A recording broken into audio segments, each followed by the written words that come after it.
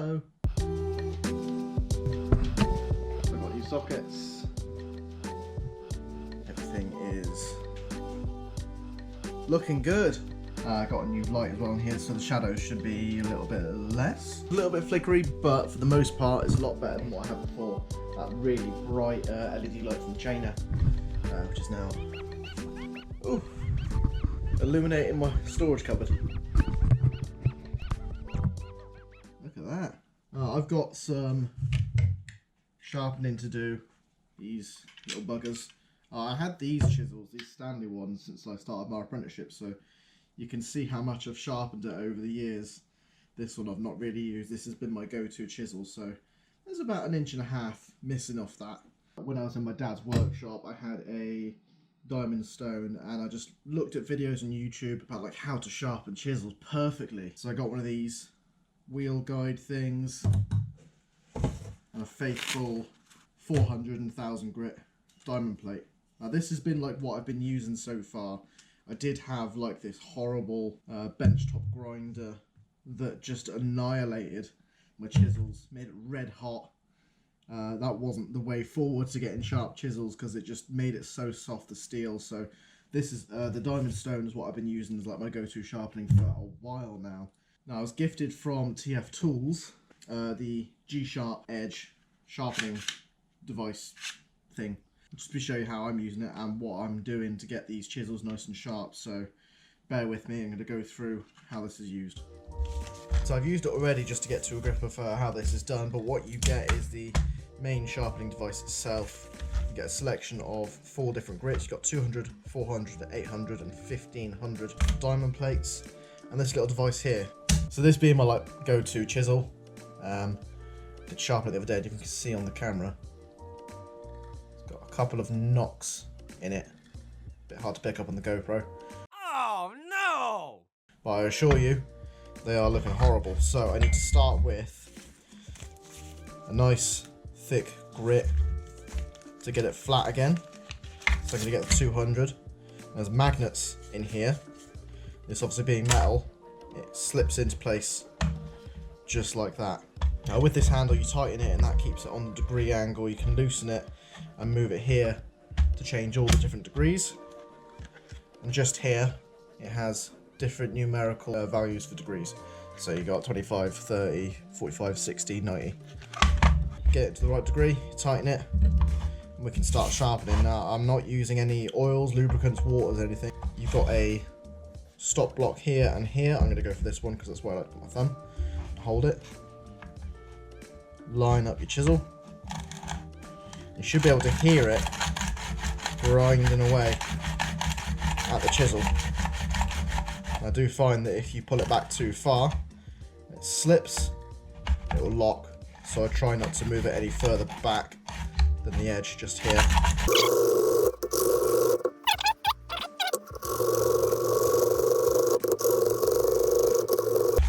It's kind of hard to tell if you're grinding away the bottom half or the top half, because all you have to go by is sound. You can't really see unless you get right down in there. Check to see whether that diamond is actually hitting your chisel or not. You just have to go by sound and feel and see how it's performing. What you can do, if you're really struggling, you get a crayon, do a crayon line, give it a few swipes, and you can see the crayons disappeared on the top half. So this is probably more shallower than what it was before with degrees. At the moment I'm about 26 degree, so this was probably a lot steeper, like a 30. But just gotta grind it down to the right angle. And fix this down. It's got 4 screw holes here, so if you want to have like a dedicated station for your sharpening, you can have this down. You won't be able to slide it across, but maybe some better grips, because as soon as these get dusty, the slip is gone. Blade spacer.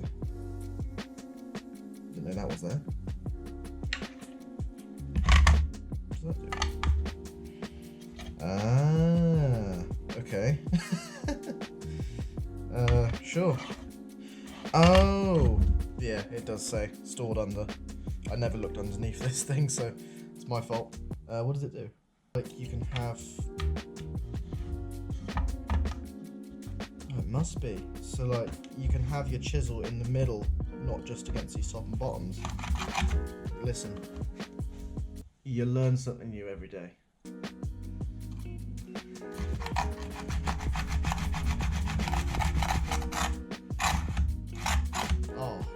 That's immediately solved my problem. This is what you get for being a bloke who doesn't read instructions. So before, where I was having the issue where if I slid it too much, it would knock and hit back on the chisel. Now if it's in the middle, it won't go across. That's clever.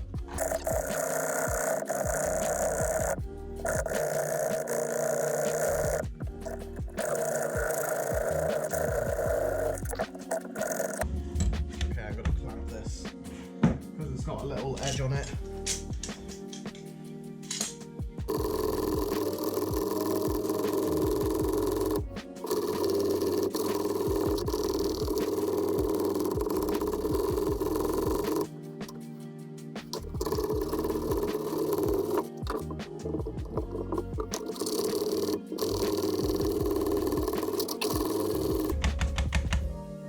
Seems to clear off that. Those grits on the bottom. So if yeah, because it's got the magnet in there with the diamond stone, you can see on the back those filings, they're just going towards those magnets.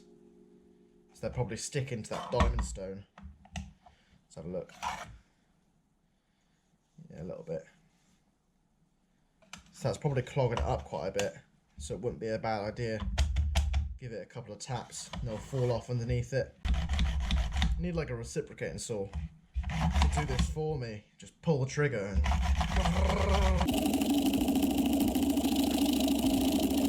So my only issue about using a diamond plate like this one is that it's not using the full diamond plate sharper, just using this small section here. So all of this is wasted. I mean, yeah, you can turn it over and you can use that section just beyond halfway, but with a diamond plate like this one, you can use the whole surface. You can change direction, figure eight, S shapes, whichever you want to do. And when it removes the material, it gets it out the way. But on here, when you're removing the material, it clogs up where you're trying to sharpen it. So it makes the sharpening process a little bit harder, and it's more likely to wear down those two sections a lot more than it would do the entire plate. It's making a lot of rolled over material here as well with the burr. So with this tool, the same shape as a diamond plate in here with two magnets.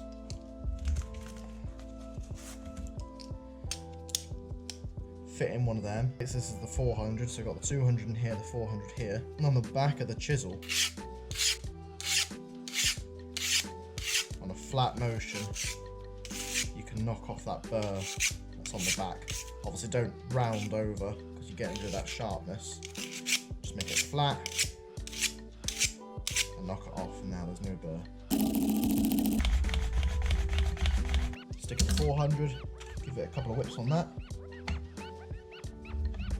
Same degree angle.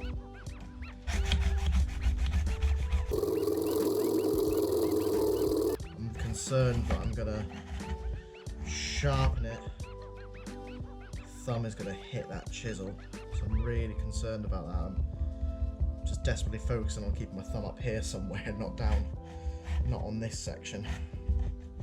Maybe there should be like a little thumb guard or something, an upstand here. Stop your thumb going over. So now I'm going to stick on the bevel. So currently I'm on 35 degrees. I'm going to get this angle, make it steeper, make it kick by an extra 5 degrees. So that means this has got to go up. So that 35 is now going to become 40. I'm going to work on getting this sharp bevel edge. I'll use the 800 for this one because it's quite thin material already.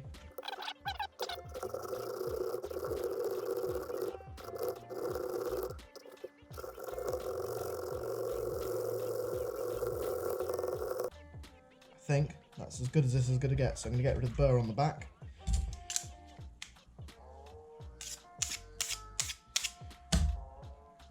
start hacking in some wood. Bit of peely here.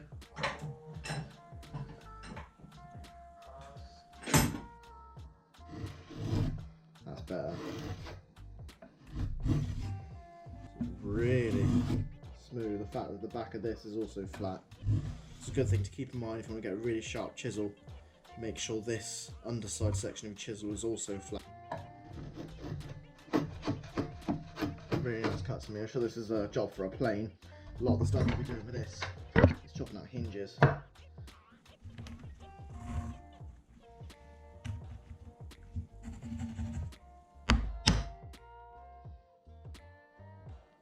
Always keep the back of your chisel, the underside to the outside of your cuts. If you do it that way, then when you cut in, it's going to dent that edge, and you don't want that. You want to keep that flat edge on the side. You want to keep.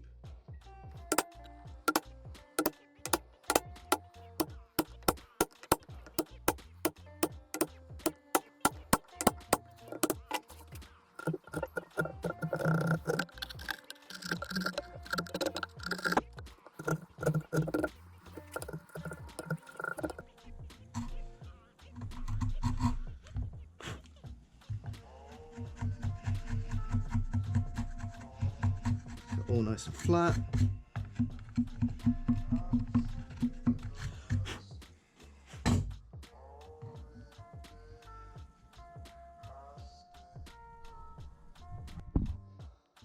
Still got a nice edge on it. That was in hardwood sapele, so that's not your softwood or MDF. So that was the GSharp Sharp Edge sharpening tool. Obviously I didn't look at how I used it before I took it out of the packaging. The only other issue with the packaging that needs sorting out is this QR code that's on the front. Scan me for demonstration, it goes to a dead link, so you can't see the video. There's plenty of information comes with it to help you get in your sharp blade. So I'm going to go spend some time getting these two sharp as well, ready for site tomorrow. Yeah, if you're interested, I'll put the link in the description down below so you can go check out his page and look at his product, see if you're interested in getting one. Until then, from the workshop, signing off. See you all next time.